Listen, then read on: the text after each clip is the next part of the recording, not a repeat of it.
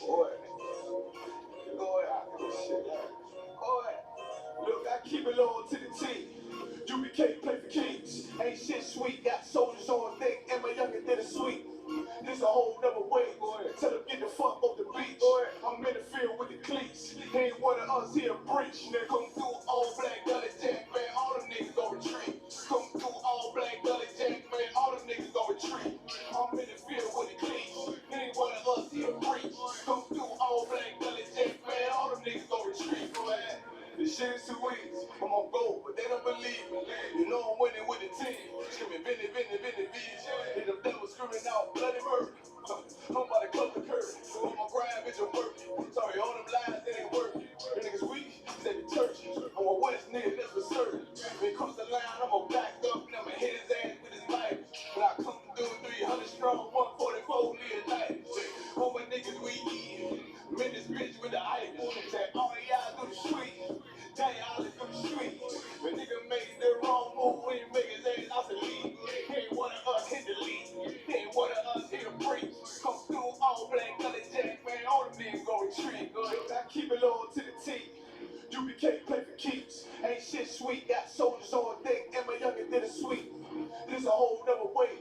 Tell them get the fuck off the beach. I'm in the field with the cleats. He ain't one of us here breach. They come through all black gully jack, man. All them niggas gon' retreat. Come through all black gully jack, man. All them niggas gon' retreat. I'm in the field with the cleats. He ain't one of us here breach.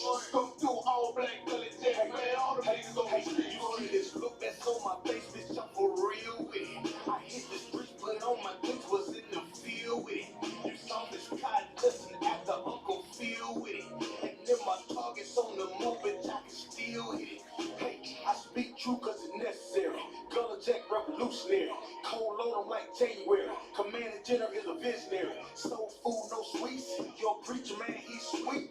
Matter of fact, he weak. It's war time for peace. Think you hard, nigga, you ain't. Fuck with us, nigga, you can't. You spark cars, we take. We form up in ranks. We body bag this rap shit. All black, no bright shit. Real life, no cap, bitch. Fall on, that's cap shit. I keep it loyal to the team.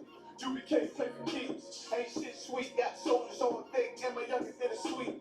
This a whole nother way. Tell them get the fuck off the beach. I'm in the field with the cleats. He ain't one of us here breach. They come through all black gully jack, man. All them niggas gon' retreat. Come through all black gully jack, man. All them niggas gon' retreat. I'm in the field with the cleats. He ain't one of us here breach.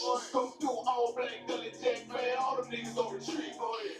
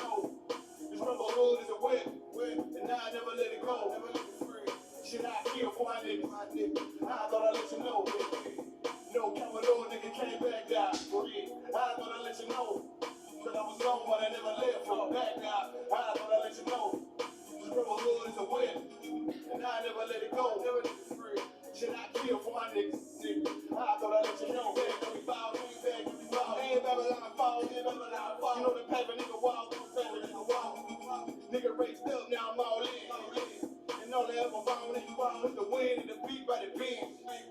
Now I'm gone in the wind, trying to stack a couple ends, and now let's get it in, yeah, let's get it in. I'm about to make the shit tremble. 144, the real, yeah. About to turn it up a level. Heat the bitch up like lava. And it probably bring a whole out mouth. They know that we feel our power. And I'm headed for the top down. And they ain't never gonna stop.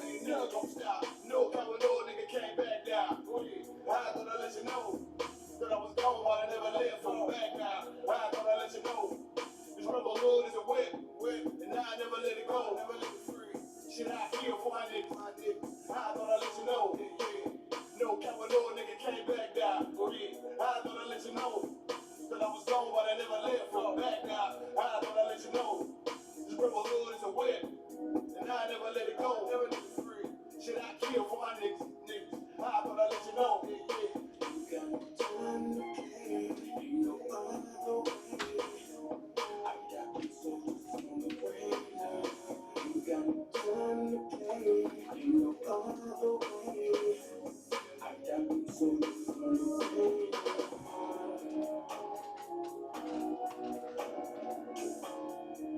I got these soldiers on the way now.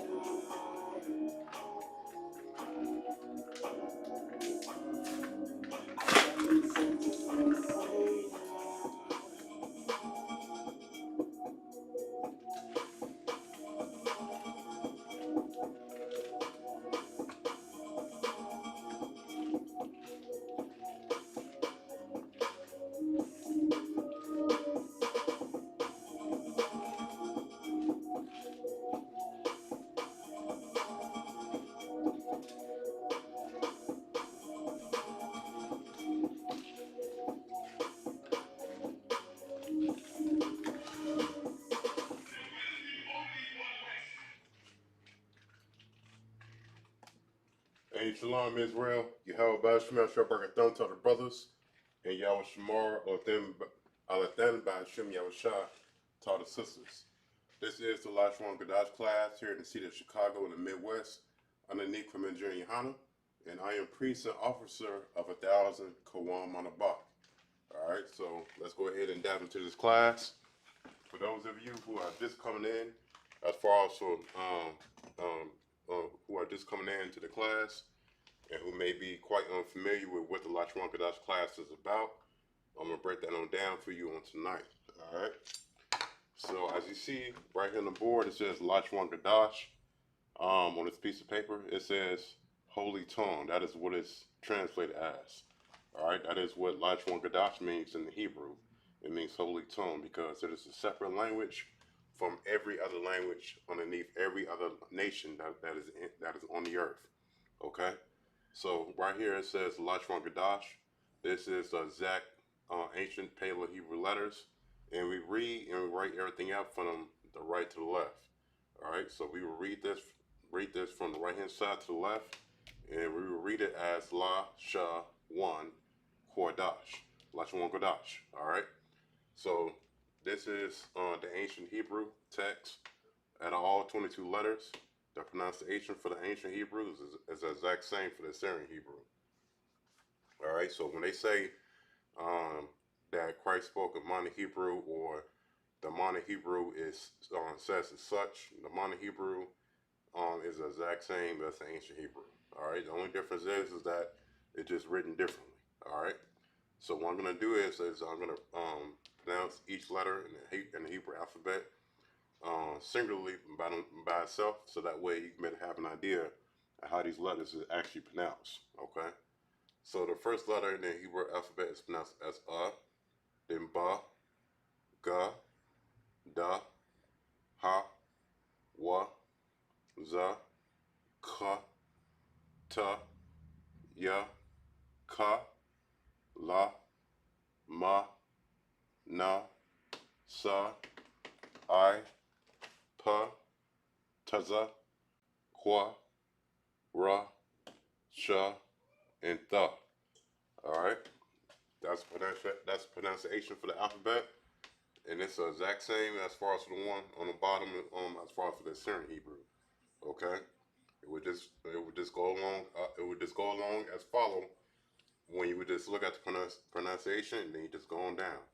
ba, ba, ga, ga, da, da. All right.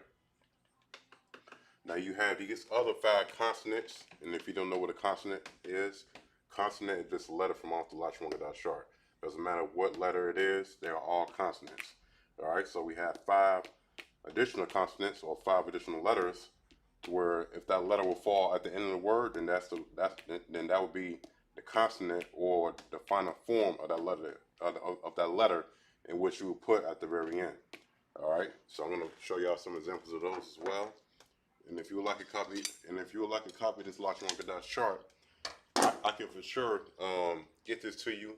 I can email it to you if you want a copy of this, so that way you can be able to have this and practice it and familiarize yourself with your own language. You understand? Because this is the language that belongs to us, the true descendants of the Israelites that is in the Americas today. All right. So what I'm about to do now is I'm about to go ahead and move this camera stand on over here so I can hit up the board. In the meantime, if there are any questions as it pertains towards the Lachwanga class, y'all can be able to ask questions while we're live now. Okay.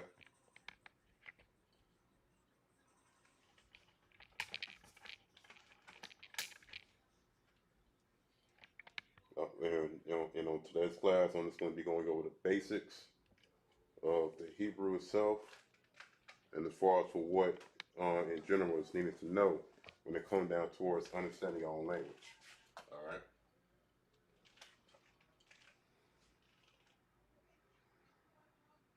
So if there's any questions online, I will be checking. As far as for the Hebrew class, you understand, because the Hebrew class is a class that is something that is very important for us to know when it comes down towards understanding our own language.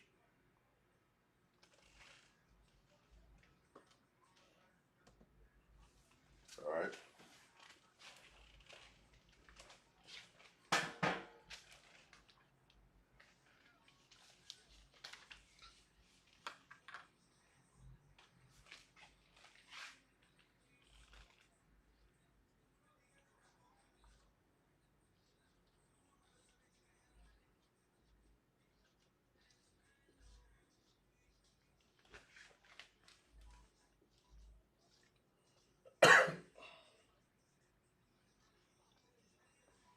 All right. So, as I said this earlier on in class, I said what is a consonant? It's basically just a letter from off the Lachwanga chart, or if you like the given definition, it is a basic speech sound. Speech sound. Okay.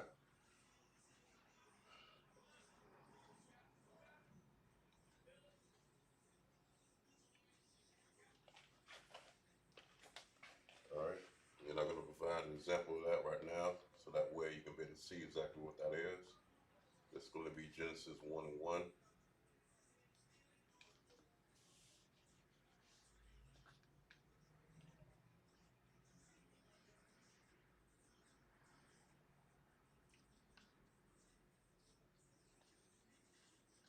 This one here is going to be with consonants.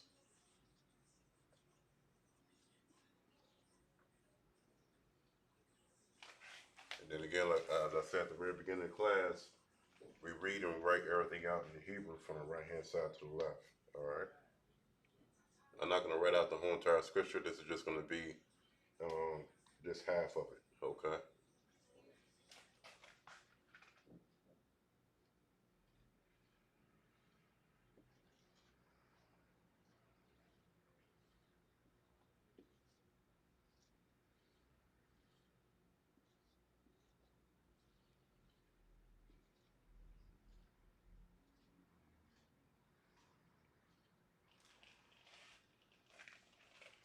All right. So this is with consonants. This will be pronounced as Bara'ashyaf. Bara'ah. I'm going to say it again. Bara'ashyaf. Bara'ah. Which means what? It means in the beginning, created. All right. So that's with its consonants, and that's with its original. That's it in its original form. that is without vowels. All right, and this one here is going to be with vowels. The one in which I'm about to put up now, in which you will see in the what's it called in the Tanakh, in the Hebrew Bible. That's where everything in the Tanakh has these vowels incorporated into the original text. All right. So it's going to be the same thing I'm going to write, but it's going to contain vowels.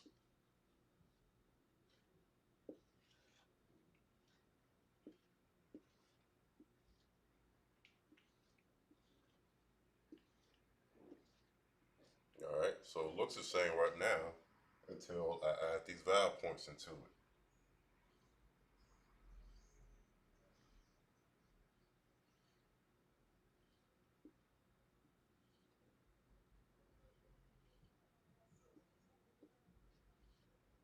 All right. This is where you will see a lot on the Blue Letter Bible. You see this a lot when you look up Hebrew on Wikipedia, on the internet. These are going to be the vowel points that are incorporated into the Lashon Gadash, because this is something that our oppressor does that gives the Hebrew language that Yiddish speech, that Yiddish sound, that Yiddish accent. You understand? That's where this is something that was never incorporated with the nation of Israel. When you read the Bible, when you study true Hebrew, there are no vowel points in the Hebrew at all. This is where our oppressor incorporated this into the language, because he is known as the devil that the Bible speaks of. He takes our culture, he makes it his own, and then he, by not knowing how the original Hebrew is actually pronounced, he added vowel points into the language so that way he can better give it his own flavor, because our oppressor, he doesn't know what the original Hebrew actually sounds like. But by blacks, Hispanics, and North American Indians, and by speaking Hebrew prior to us, the European ambassadors coming to the Americas, we know our own language, even though it was taken from us. You understand? So we can be able to remember the dialect of how our ancestors spoke original Hebrew. All right, which is an original call stem format. All right.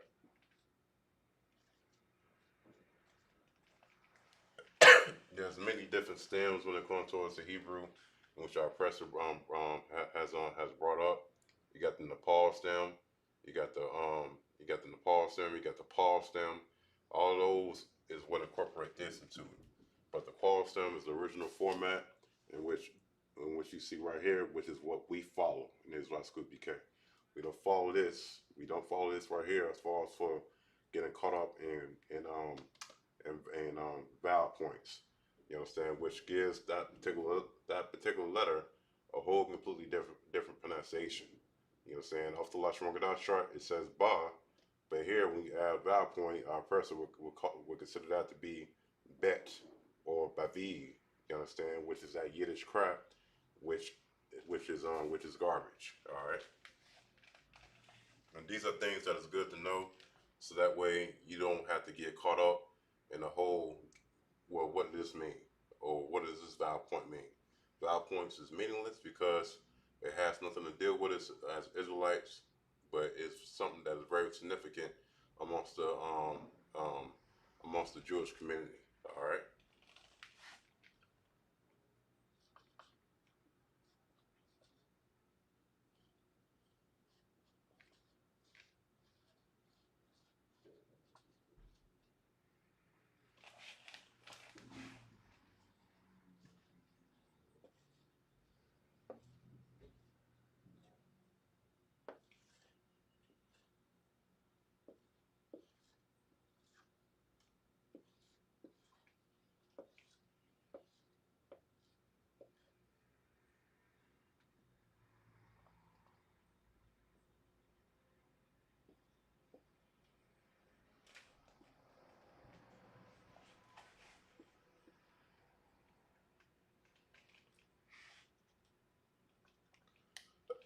Okay. Now this here is with the accent. This right here is basically just a Jewish form of their period, of what they would put at the end of a sentence. This is what signifies the ending of a passage. Like how when you write a paragraph in English and you put the little dot at the end, signifying that that's done, that's the period. This is the Jewish community form of their period with two dots on the left hand side, because you got to remember, everything that's on the left hand side is the end, and everything on the right hand side in Hebrew is the very beginning. You understand? That's the part, that's a part of our Hebrew culture. You understand? And yet the Jewish community bastardizing language, and by putting this at the end signifying the period. We never do this as Israelites, as far as putting two dots on the end signifying that that's the end. What we do is that it just ends with nothing on the end, just like how you see it within its original format. When you look at the Dead Sea Scrolls, it's written out exactly like this. It doesn't have no vowel points. It doesn't have no accent or what we would call a period at the end. You understand? All of this is extra. We as black people, we straight towards a point where everything what we do, we don't add anything extra into the scenario. It's just straight towards the point. As to where when you translate anything from the English to the Hebrew um, dialect terminology is much more shorter. Why? Because it goes straight towards the point. All right, and which I'm gonna break down in class a little bit later on. All right, so I'm gonna just get this up in the board for you, Akim, while walking on to collect this information on down, because as I written up here on the board earlier, what is a consonant? It is a basic speech sound.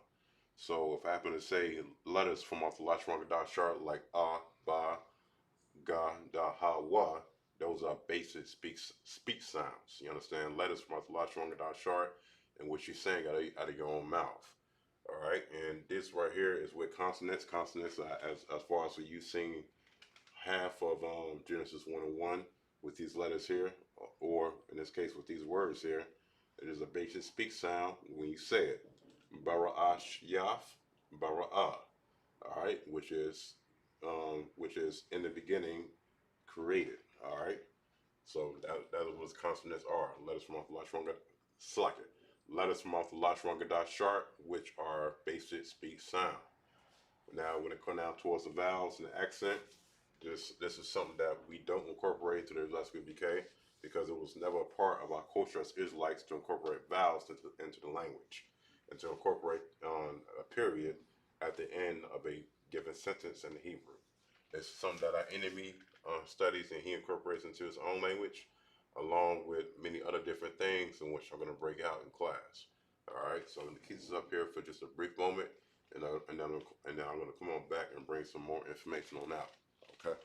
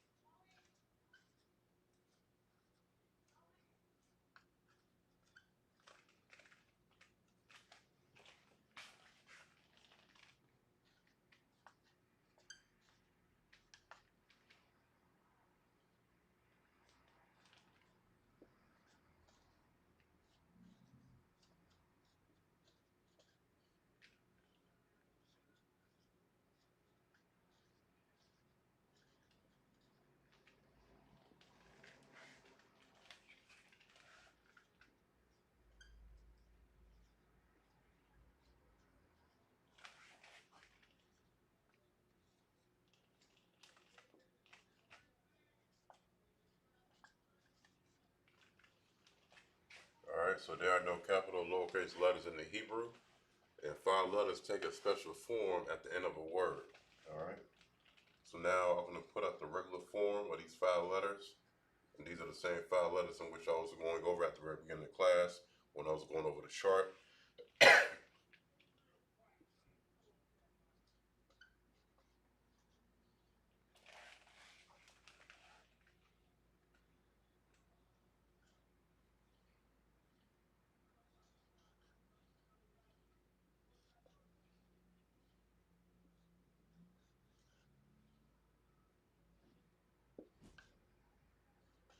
Alright, so these are the regular forms, these 5 letters. We have ka, we have ma, na, pa, and taza.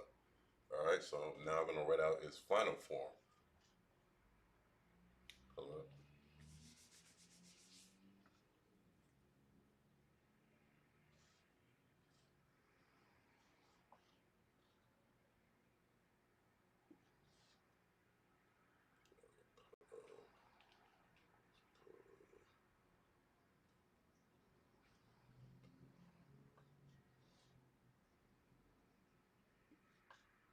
Alright, so now the thing about 4 of these letters here, is going to, of course, extend below the line.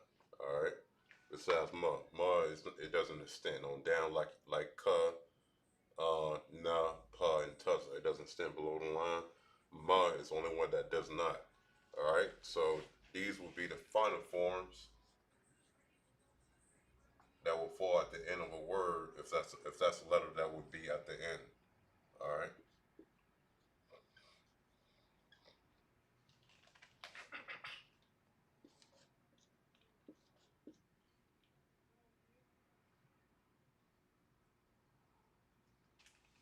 Alright, so that's just something that's always good to know as far as for recognizing the regular forms of these right here, the ka, the ma, na, pa, and taza.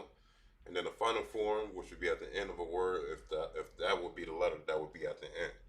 You will put these final formations at the end of that particular word. Okay.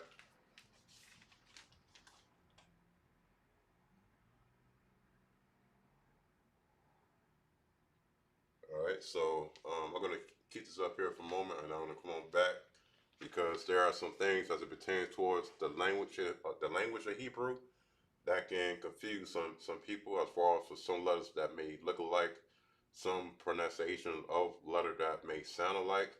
I'm gonna be going over that in just a brief moment, so bear with me for a moment as I allow y'all to take this information on down, okay?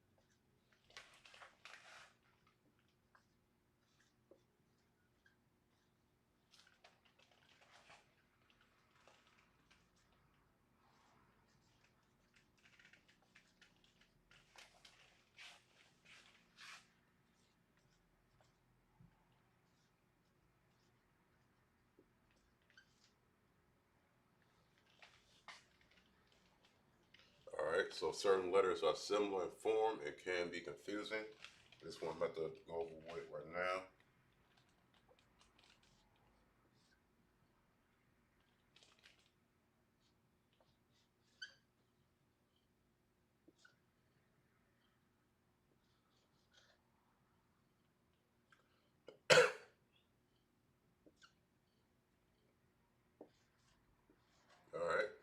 So certain letters are similar in form and can be confusing. These are for a fact a similar form, but the pronunciation is different. This here is pronounced as pa. This one here is actually pronounced as ka, and then this one right here is actually pronounced as ba. All right. So that's just an easy way for you to identify each of those in those pronunciations, so that way you won't get them confused for another letter. All right. Now for number two,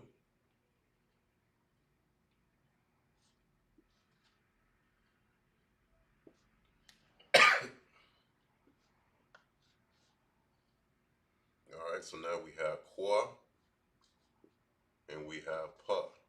All right. They look alike, different pronunciation. All right.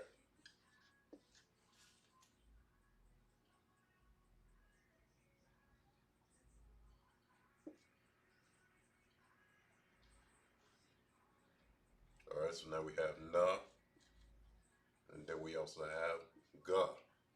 All right. This is na. This is ga right here. Now on to number four.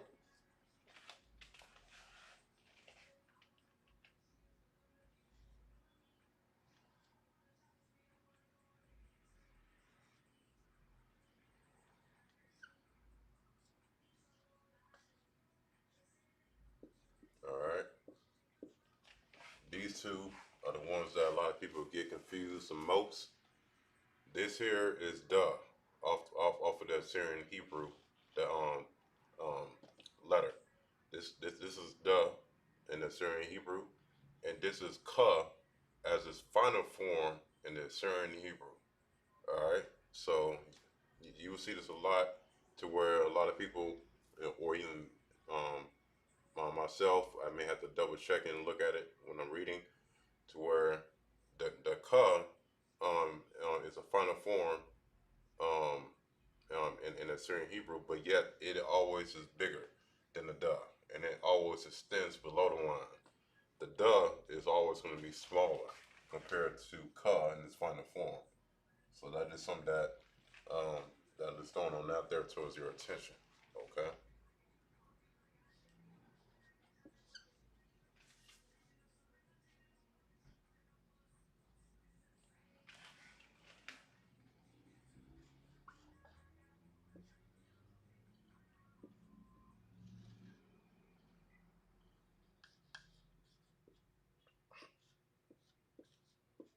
All right. So now we have ma, and then we also have ta. Okay. They both look alike, but they both are actually pronounced differently. You understand? The more you familiarize yourself with how these letters look like and how they pronounce, then you will see how different they actually do look when you really look at them. All right.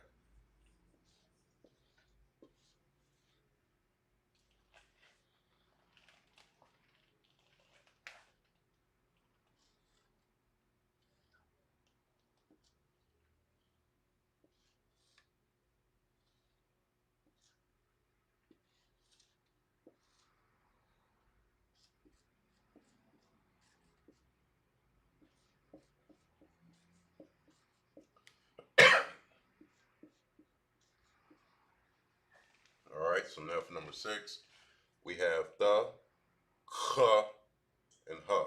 All right. They look alike. They really do look alike, just like how number four, these two up here look exactly alike. But as far as for these three different letters, they are actually different. Even though they may have a lot of, even though they may have a similar form. All right. But this right here is the last letter of the Hebrew alphabet, which is pronounced as the. And then we have here, which is ka, and the ka is just basically just a closed form of ha. All right, and ha, you see, it's open, just like the same way when you look at the Lashon chart, or even when you just look at when you look at ma. This is also another example. Even when you look at ma, as far as for its original form, it's open, and its final form will be closed. All right, but ka and ha are two different letters, so it's different, but yet it still has the same form. All right, so these three letters right here, it has a very significant similarities in its form, but it does have its own pronunciation. All right.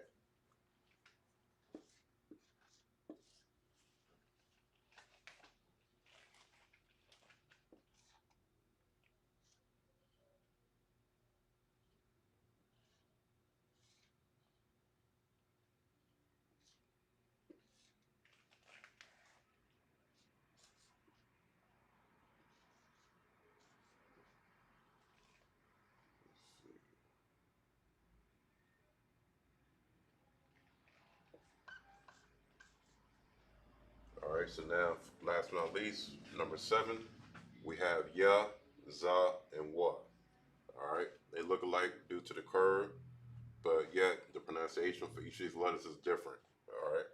So these are just the majority of the main problems that a lot of people will run into as far as with some of these letters, even though they may look alike, but the pronunciation for all of them is different. All right. So if you want to copy this information on down, collect it and save it in your notes, so that way you won't get any of these confused. It would be within your best interest to do so. Okay.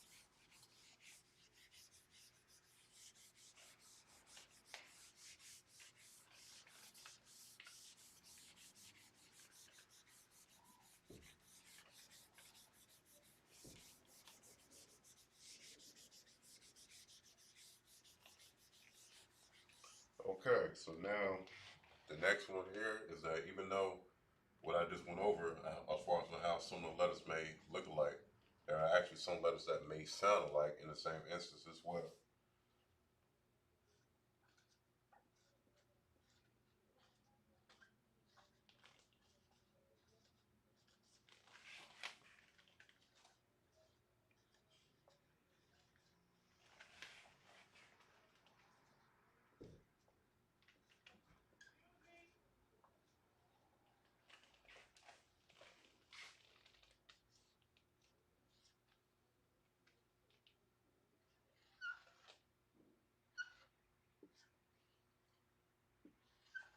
All right, so now for number 1, we have sh, and then we also have sa. All right, sh and sa. They sound just alike in its pronunciation. Um, I mean, yeah, they sound just like in its pronunciation, but it's actually different when you actually pronounce it the right way. You got the H within these three letters here, which makes it sh. You gotta emphasize the huh, and sh. All right. So as far as for this letter on the left hand side, sa is just sa. It's not sh. It's sa. Okay. That's the first one.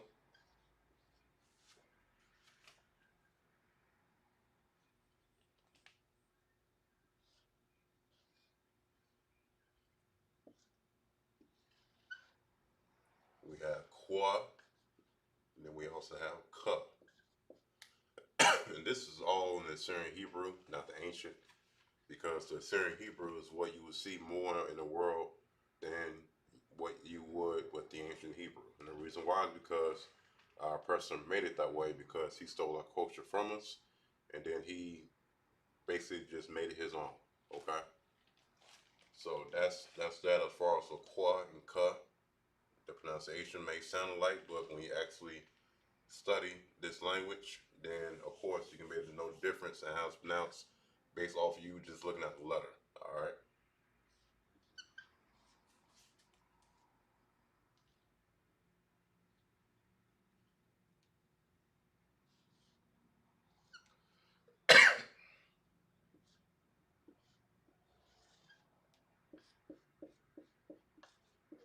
All right, so now we have the, and we also have tuh. Okay, the is this pronunciation for this letter, and tuh is pronunciation for this letter. All right.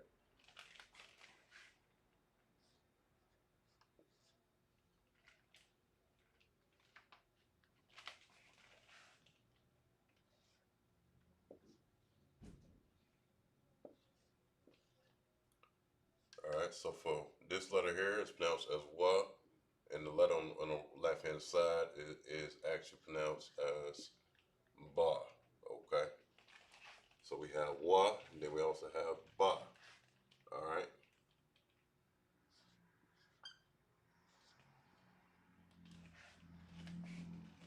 Here's one that most people get confused the most. We have ka, and then we also have ha. All right. So this one that most people get confused the most.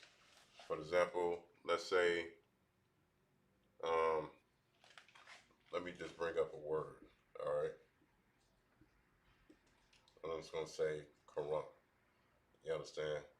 You would say Quran because this letter here it makes it sound like you're about to spit.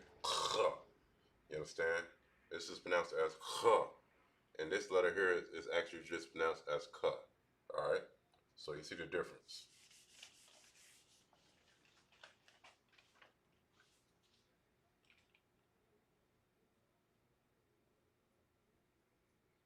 All right. Now for these two, they don't sound alike, but they do have a very strong significance when it plays a part in the Hebrew language, and that is and I. All right. And they are silent um, when you pronounce them. All right, because they're the only somewhat vowels that we have in the Lashon Gadash, the and the I. All right, so I'm gonna allow y'all to collect this information on down, so that way any and all confusion that may play a part in understanding the Hebrew language, as far as for its pronunciation, this can be this can be to help clear some confusion as far as for saying letters and then pronouncing that letter the wrong way. Okay.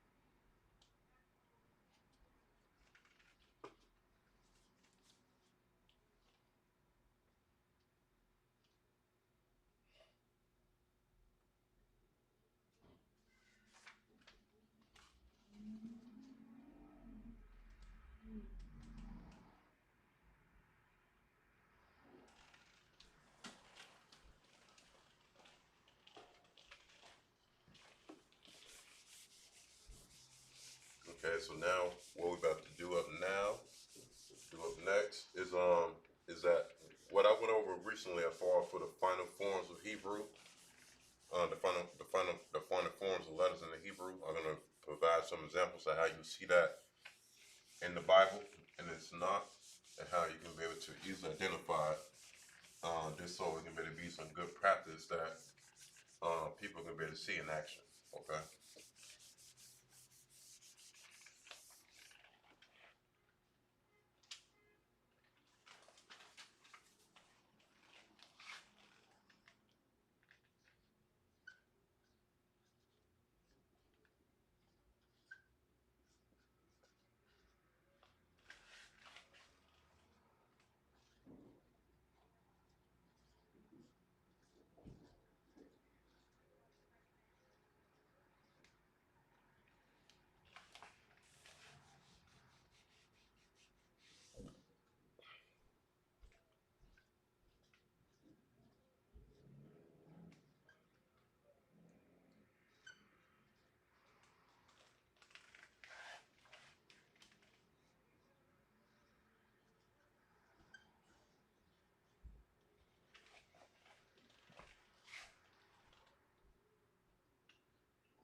so now the first one here is going to be a lot.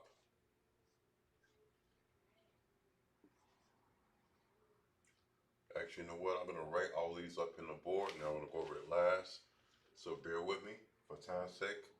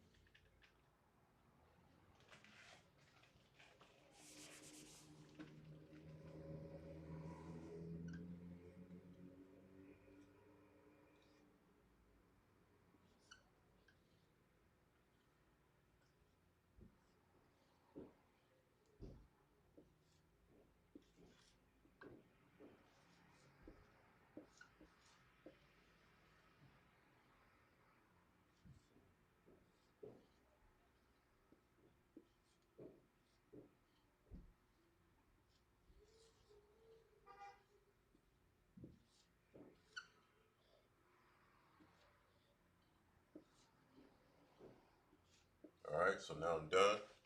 All right, so we're going to locate the final consonants forms in Hebrew. Now, what is a final consonant form? The final forms of letters in the Lashon Kodash that will be at the end of the word. We're going to identify those right now. All right. So the first one here, it is going to be pronounced as a lot.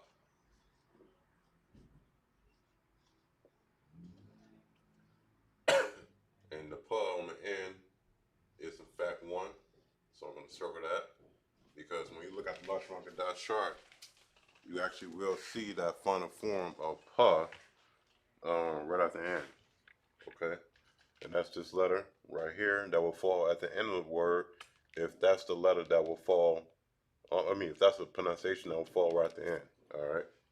And then, of course, when we study Lashon Kodash, when we reach this knot, it's already going to have it right there for you. All right.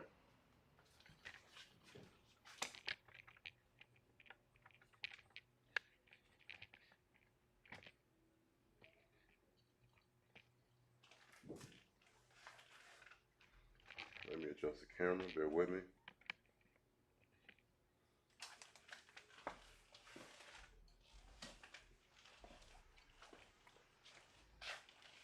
All right. So we have a lot. And now the next word we're going to have Bayaf. All right. So the tha on the end is not one of the 1, 2, 3. It's not one of the 5 final consonants and off the Lashon Kodash chart. So we're gonna know that. And now next word that we have here, we have Gayamal. All right, La is not one of them. Now we have the Laf. That's also not one of them as well. We have Ha'a. That's also not one of them either. Now going on over here towards Wawa. And 2, I'm going to unline the syllables so that way you can know how it's pronounced. Ha'a, Dalaf, Ga, Yamal, and Bayaf. Now we have Zayan, which is 1, 2 syllables in this word. And the Na is actually, in fact, a final consonant. So I'm going to circle that. Now we have Khayaf.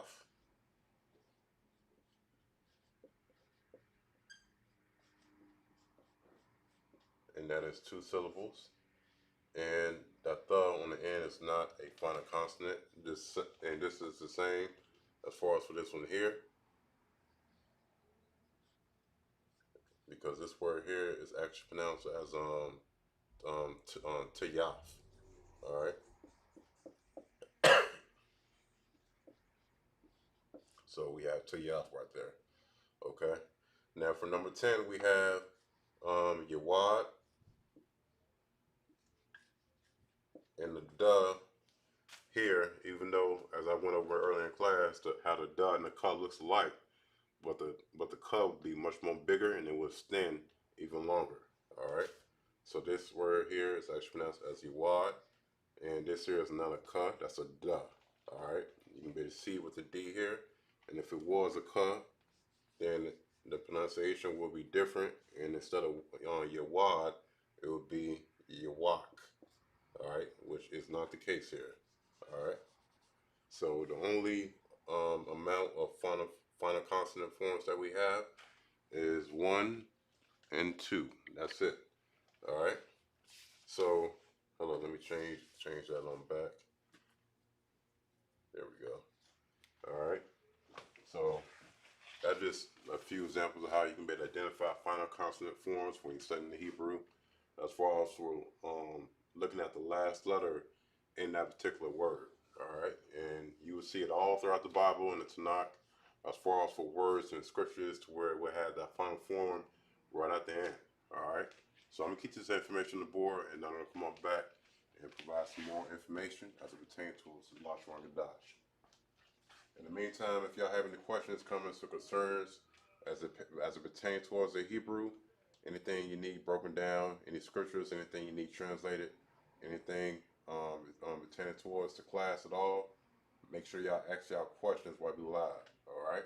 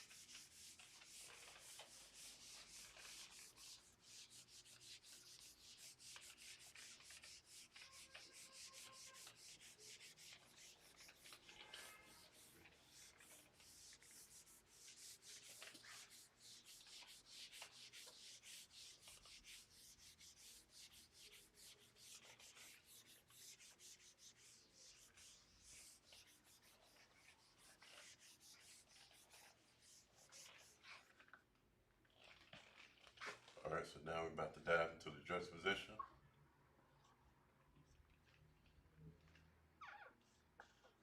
or as our principal like to call it, the maquef.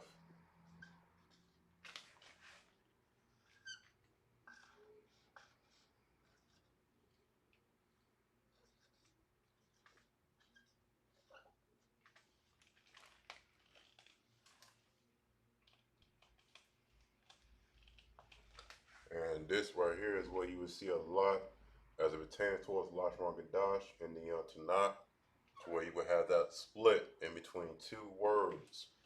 All right, and which I'm gonna break on down for you in just a moment. All right.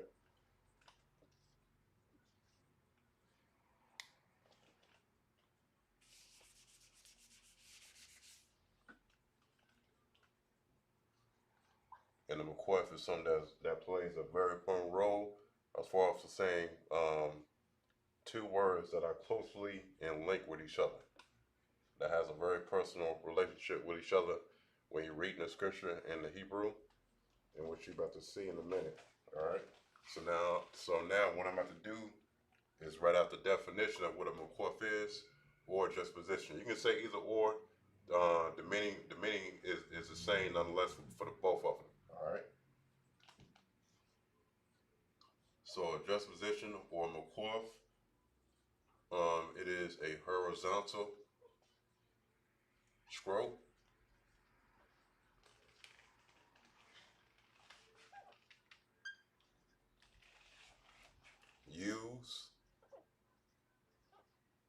to connect,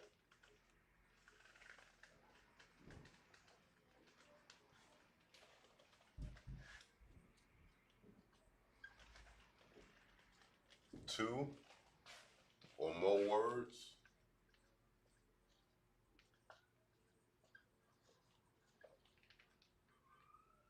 in a verse. All right. To form as one unit, as one speech unit. All right.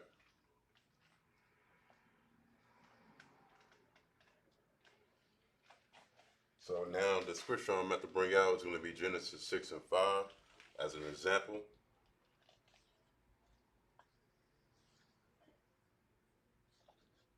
All right. So what I have up on the board, as far as for what a juxtaposition and the McQuff is, it is a horizontal stroke used to connect two or more words in a verse to form one speech unit. And this is going to be Genesis 6 and 5. And then again, as I said at the very beginning of the class, everything that we do as it pertains towards the Hebrew language, as it pertains towards the Abari Shapah, the Lashon Gadash, we always read and write everything out from the right hand side to the left. Because the letters on the right hand side are the very first and beginning letters. The letters on the left hand side are the ending letters and the last letters. All right. So this here is going to be call, and then that dash is what is letting you know that that's a McQuff. That's a juxtaposition. All right. And now we have ha yawam. All right. Notice that I had to find a constant here off the Lashon Gadash sharp. This must close. All right. So this here will be pronounced as ka ha yawam. All right. And it's like call ha yawam. And call means all. You can better see the distinct relationship somewhat from English to Hebrew. Call all. All right. And now we have how you want. And how you want in the Hebrew means continually. All right.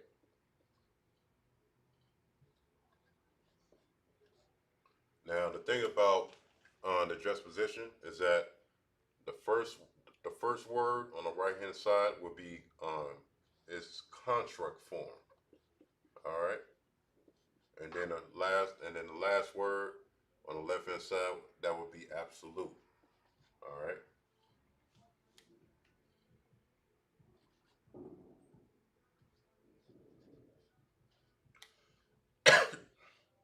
Okay.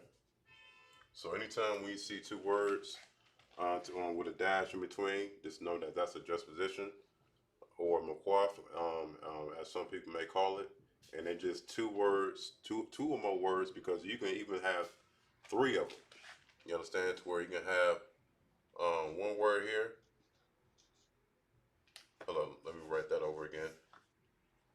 You can have a word here, and then you have a word in the middle, and then you have another dash, and then you have a word on the end. There are some cases where you would have two of them. You understand, as opposed to just one. When you see two of them, that's very very rare in what you would see in the Bible. You understand? But it is there. All right. All right. So that's what a McQuarf looks like. You see it all throughout the scriptures. It is basically just two or more words that is used in a verse to form one speech unit, and not even just as that. It just brings on the relationship of all three of those words to bring out a certain meaning in the scripture itself. All right.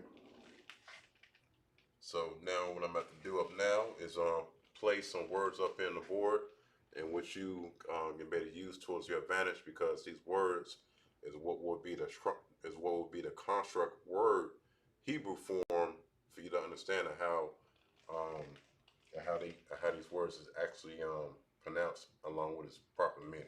All right. So let me write this up real quick.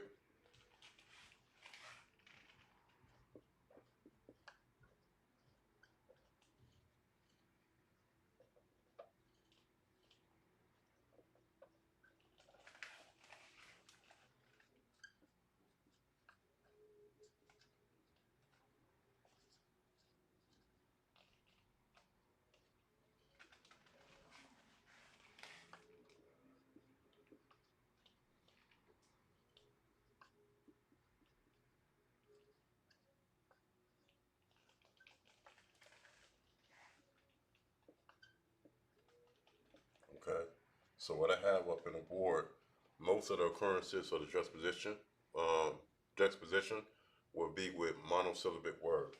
All right. So I'm going to have to write these words on up here on the board, and these words is what will be the very first word that will come in play in the juxtaposition, which would be its construct form. All right. So we have all in the Hebrew,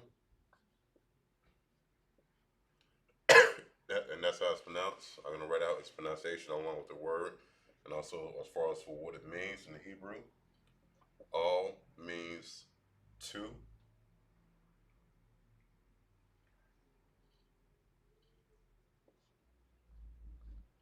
Next word up now, we have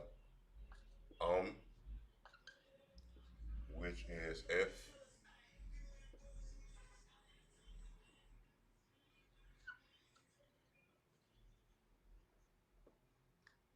We have gum, not gum like he's chewing gum, but gum as in GAM.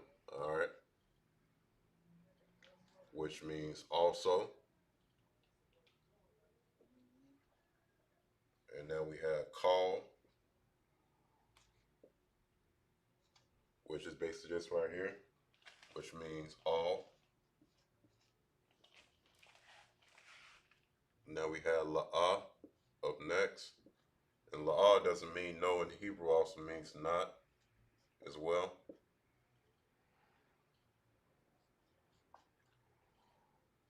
Like a lot of times in the scripture where the Lord would say, thou shalt not covet thy brother's wife, thou shalt not covet thy neighbor's possession, whatever the case. Um, in the Hebrew, that would say la'ah when you read it in the text. All right.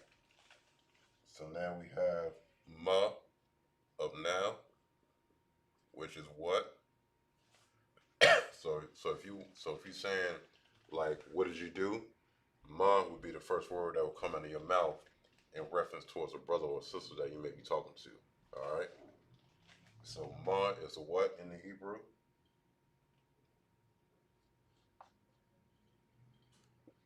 And now we have. Oh, let me write out the pronunciation for these two.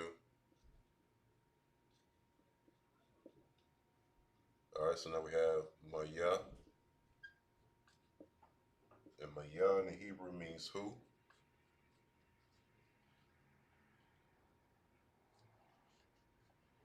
And now we have man, which is one syllable, one pronunciation. It's pronounced as man. And that's another thing as well, as it pertains towards Lashon and Dash. When you translate words, when you bring it, or when you bring about a certain pronunciation from the Hebrew, and when you write it out in the English, so you can better know its pronunciation. There are some words that may look like words that we would say in English, even though it's not. All right, it's like how a lot of people misconstrue the book of Job for Job. It's not pronounced as Job; it's pronounced as Job. Just like um, man is not pronounced as man; it's pronounced as man. All right, you understand? I mean, just by us by being here in the Americas for so long, we grew to the custom of our oppressors' language and their way of speech as opposed towards our own. All right, so this is pronounced as man, not man. All right, and the meaning of man in the Hebrew is from. All right, oh, let me fix that. So it means from in the Hebrew, man. Just try and say it like the way Jamaicans would say it. Tribe of Benjamin, man. All right. So now the next word is Aid in the Hebrew.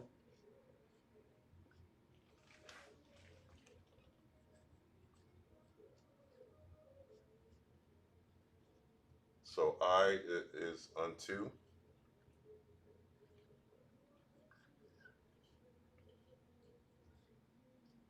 and now we have Al, and Al in the Hebrew means upon. I'm almost finished. Bear with me. And now we have Am. All right.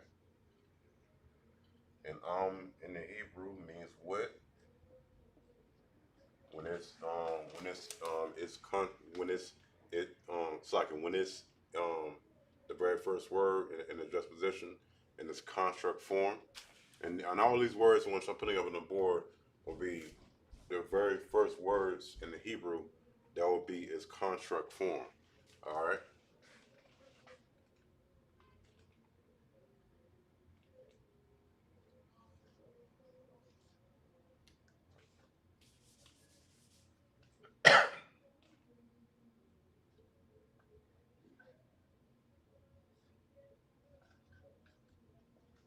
And now, last but not least, we it means least.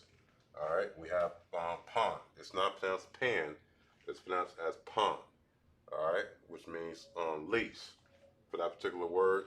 And when it's going to be the first word in the juxtaposition as a construct. I'm going to dive into the absolute forms a little bit later on, but I just want to go over these real quick. We have all, gum, call, la, ma, maya, man, I, al, and pond. All right. All these words here are monosyllabic words. That would be the very first word that would be at the very beginning of a juxtaposition. All right. So I'm gonna give y'all brothers and sisters online watching the class live now to collect this information, and I'm gonna dive more in depth the relationship between these words in a juxtaposition. All right.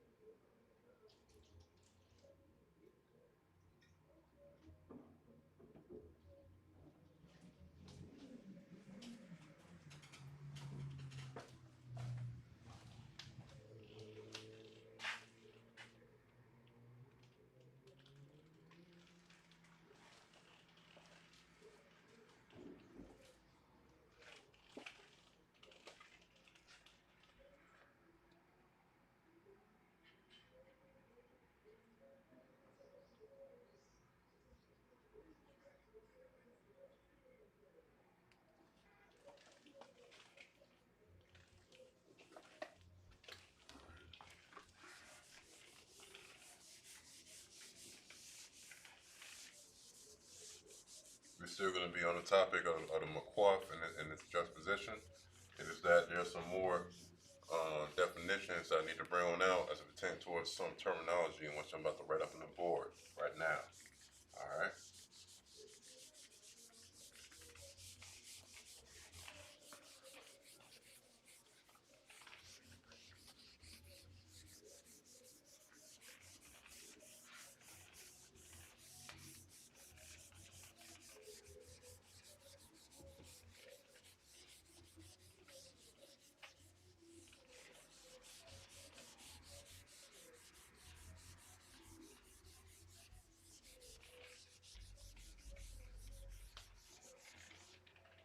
All right. So let's see.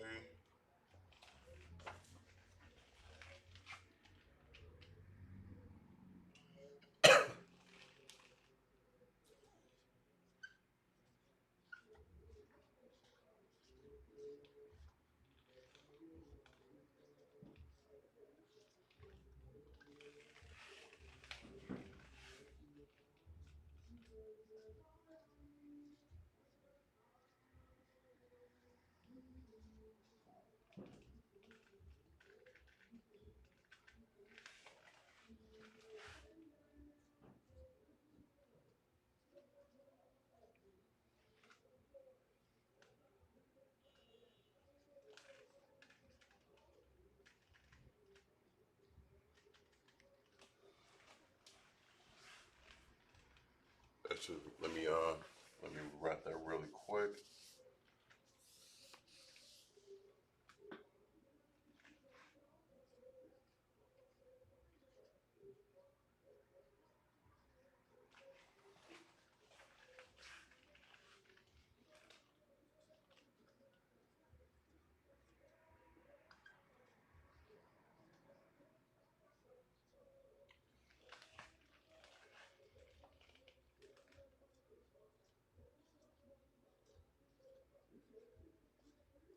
right, so construct state. The state of a noun, place, and a construct relationship to a noun. All right. Hold up, I'm not done yet. There was actually some more. And the absolute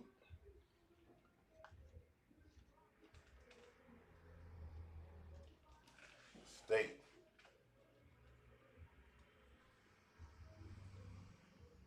or, and this is really heavy right here, or to a prenominal suffix. And I'm going to explain what a prenominal suffix is in a minute.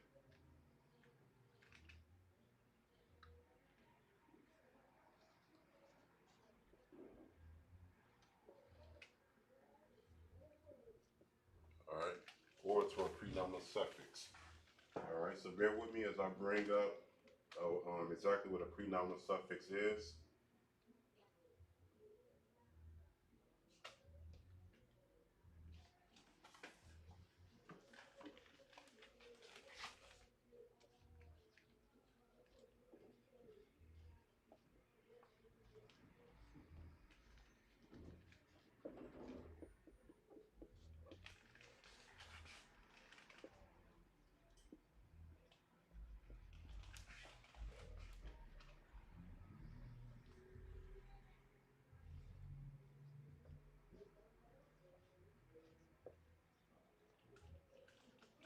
And prenominal suffixes are nothing but prepositions. That's all what it is. All right.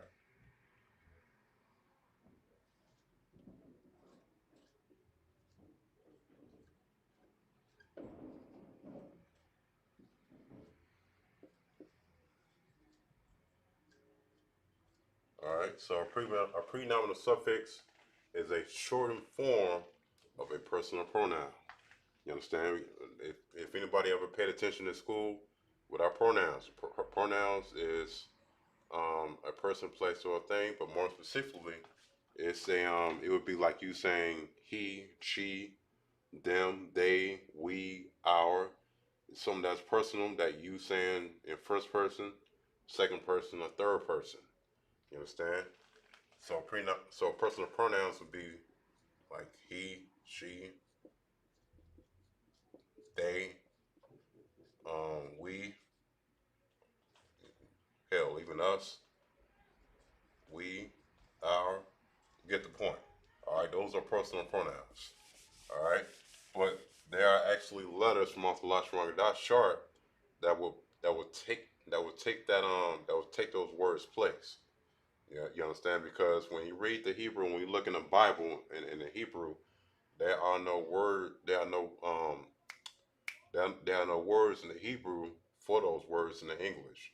But there are letters that would take the place of those, and they would be attached towards the noun. All right, which is the point of the construct state, or in this case, prepositions. All right, so let me go over it from the very top to avoid any and all confusion. Construct state, the state of a noun, place, in a construct relationship to a noun in the absolute state, in the absolute state, or to a prenominal suffix. What's a prenominal suffix? A shortened form of a personal pronoun. So let's say, for an example, house. House, and I use this example a lot. House in the Hebrew, it is pronounced as bayaf. All right. So, and let me write out its pronunciation in Hebrew down here, the very bottom. All right. So we have bayaf in the Hebrew. So, bayaf means house. Now, let's say if I want to say my house, it wouldn't be just bayaf. I would have to add something to it to change it. All right. So what would I need to do? I would add what's known as a preposition or a prenominal suffix, which is a short form of a personal pronoun. What's a personal pronoun? The examples in which I just recently displayed earlier. Words like he, my, she, them, we are. All right. So my is a personal pronoun. So I would have to add a preposition to it, and I'm gonna put all of the prepositions at the end of this class. And all right, and the preposition for mine is yeah, which would be at the very end. All right, which is known as a suffix because suffix is what falls at the end of a word. Prefix is what falls at the very beginning of a word. All right, so if I want to change it from house to my house, then I have to add the yeah at the end to make it personal. All right, so it changes the word from bayaf to bayaf ya. All right,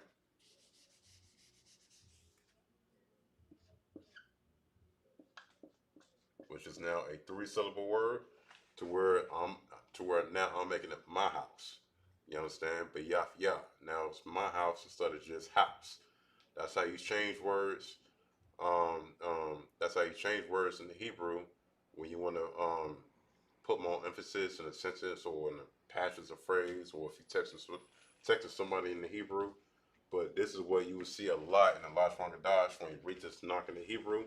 That's where there's tons of prenoun suffixes that is attached to those nouns. There's tons of prepositions that is attached to those nouns, and even verbs. You understand? So that just basically what a pronoun suffix is. A shortened form of a personal pronoun. In this case, in this example, I use ma, and this is a pronoun suffix, ya, which means ma in the Hebrew, to where I change it from house to my house. All right. Now going back towards the McCoy from the juxtaposition, dealing with this contract state, the state of a noun placed in a contract relationship to a noun in the absolute state, or a predominant suffix. So now we're about to go back towards McCoy and go back towards the juxtaposition, and as I explain and show you what you will see in the Bible in the Hebrew as it pertains towards the relationship of words together. Okay, so I'm gonna just keep this example up here on the board for just a short moment, and I'm gonna come on back and then go back towards McQuaff. All right.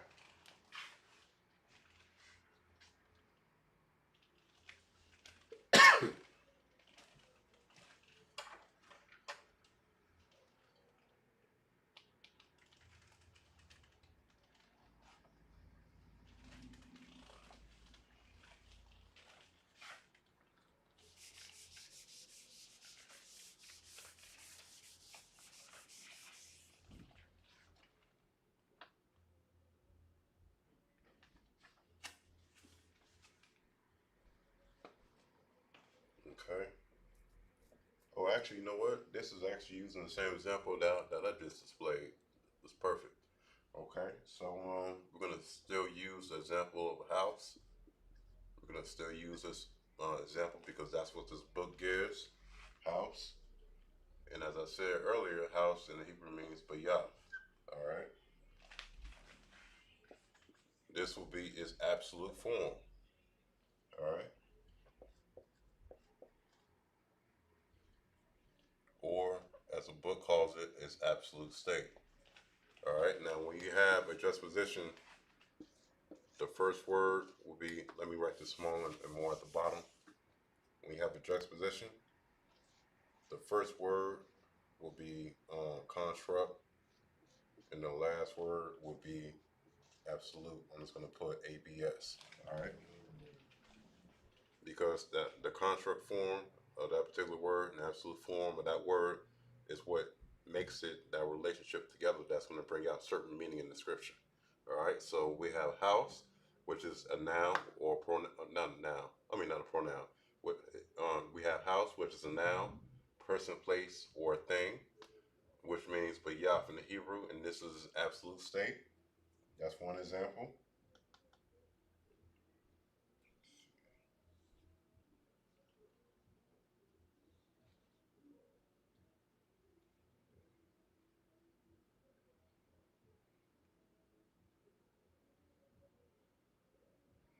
And then you can also have, and you will see this too as well, it's construct relationship.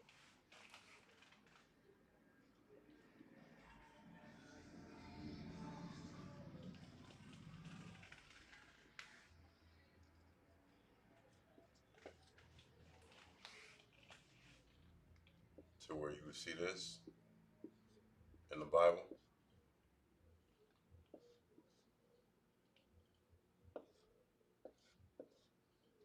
All right. And this is what means, um, as I translate it,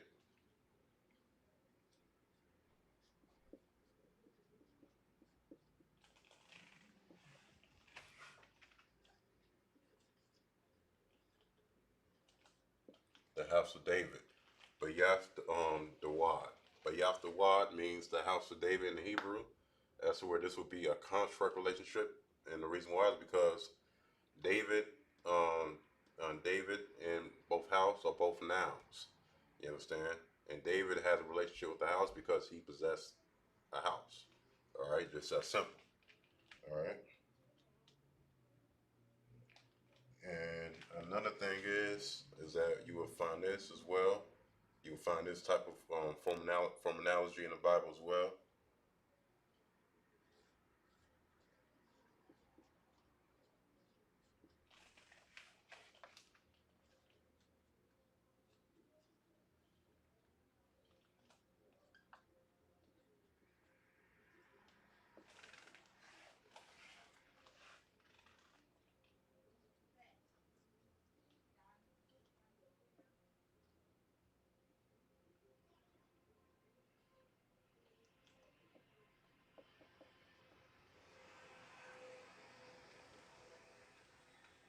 All right. So you will have a contract state with a prenominal suffix, which is what I just did recently. Okay. Which will look like this, and I'm going to use a different one. I mean, a different prenominal suffix. So instead of Bayafiyah, in which I had at first, we have Bayafwa. All right. So what would this wa? What would this wa would be if it would be a prenominal suffix? All right. It would be his house. That's what it would mean. All right. And even though this isn't a McCoy for a juxtaposition, when you don't see no other word with a dash in between the two, this is still like a contract state with a prenominal suffix. All right. So I'm gonna leave this up in the board for just a moment. As far as like how you see is different forms of the McCoy and the juxtaposition in action, and then at the very end of this class, I'm gonna write out all of the prepositions up in the board. All right.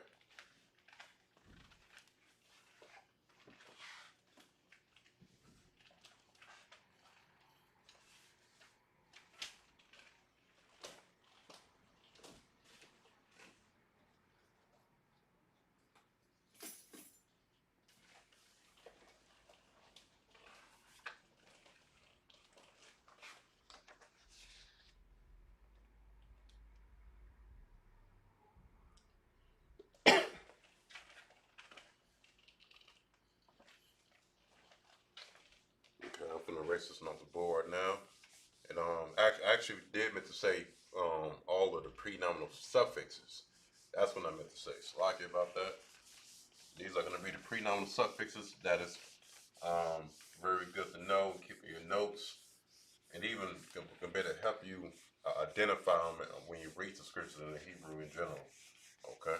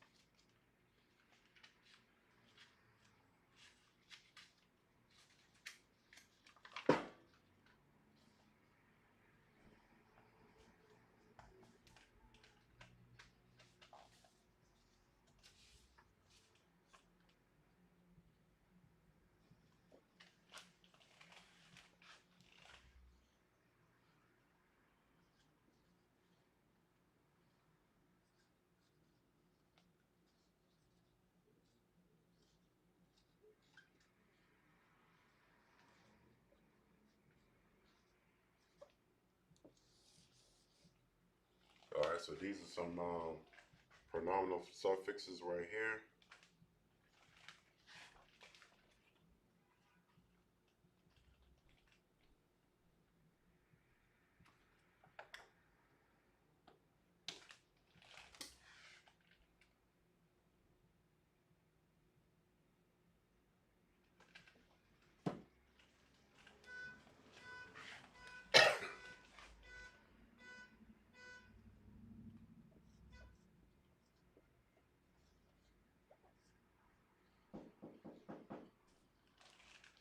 Bear with me for a moment.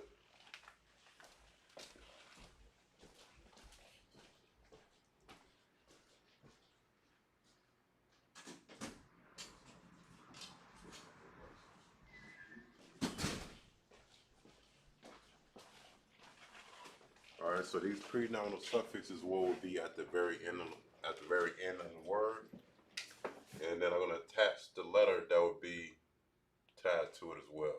All right.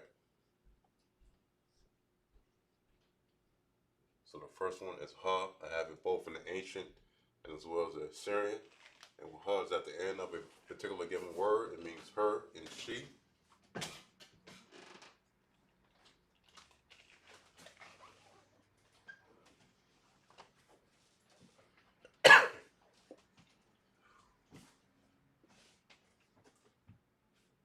And now the next letter, we have ka, both the ancient and as well as the Assyrian. As a prenominal suffix, it would mean your. And then I'm going to put M and F, which means masculine and feminine. It doesn't matter which. Now the next letter I have now is going to be the letter ma. I have it both written in the ancient as well as the Assyrian. And ma as a prenominal suffix, it means masculine plural. So I'm going to put MPL, which is plural, which is for there. All right. And one of the most used ones in the Hebrew, it is wa. I have it both written in the ancient as well as the Assyrian. This is pronounced as wa.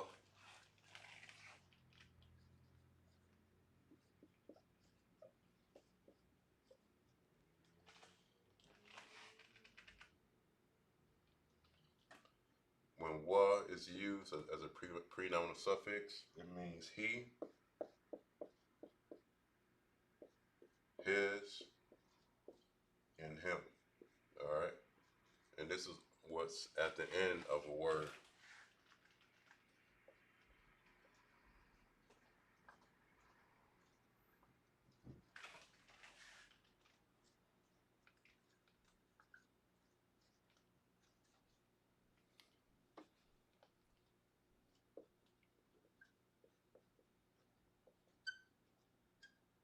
Okay.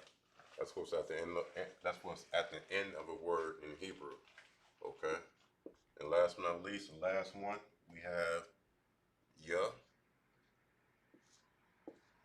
Have it both written out in the ancient as well as the Assyrian on the left hand side. And ya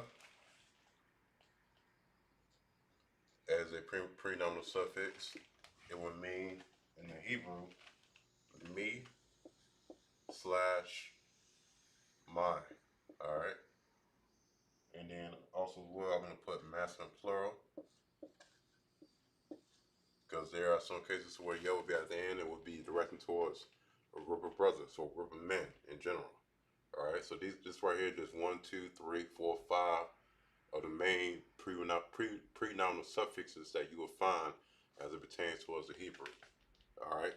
So these are some things that are very beneficial for you to know. So that way, when you study the Tanakh and go over the Hebrew, you can better easily identify and gain. It can better help gain a clear understanding of what you're looking at when you see these prepositions in action. When you see a juxtaposition, when you see a dash in between two words, that is bringing two words within that is bringing two words together to bring out a certain meaning in the passages of whatever scripture you may be reading. You understand? Just like the same way in which I brought out early on in class, as far as for what was it? As far as for vowels and the syllables, as far as how you can better identify the final forms of letters in the Lashwangadash. You understand? So where some people may find some letters that may look alike, and they may happen to bring about um, the wrong pronunciation. That's where I went over the different forms of letters off the Lashwangadash chart that has its own pronunciation, separate and aside from the white man's Yiddish pronunciation when he incorporates vowels into the language. You understand? There are no vowel points in the Hebrew at all whatsoever. There is no accent in the Lashwangadash whatsoever. You understand? It's just written in its original call stem form. And when it comes down towards the Nepal stem, the what else? The null stem. You understand? Those other stems as it pertains towards the Hebrew. A lot of our brothers and sisters outside the truth are studying. They're confused and they're lost as to where the original stem that we should be studying is the qual stem, which is the original form of Hebrew. You understand? What without all that shit, yeah, ba, and all of that crap. You understand? There is no e, o, and u pronunciations in the Hebrew at all. You understand? The somewhat vowels that we have in the Lashwangadash is the I and the That's it.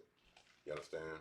So when it comes down towards Lashwangadash, that Yiddish pronunciation that our person speaks, he doesn't speak the proper and original form of Hebrew. You understand? But we in Arizona School BK, this is something that we implemented back amongst our brothers and sisters in the truth, as far as for getting back towards our original language. You understand? So as I give y'all some time to collect this information on down, if y'all would like to have a copy of the Lashwangadash chart, I can for sure email it to you if you want a copy, so that way you can better study and familiarize yourself with how the pronunciation of these letters actually go about. You understand? And as well, we also have ISBK Midwest Fire Weekend coming up next month, on July 22nd through the 24th.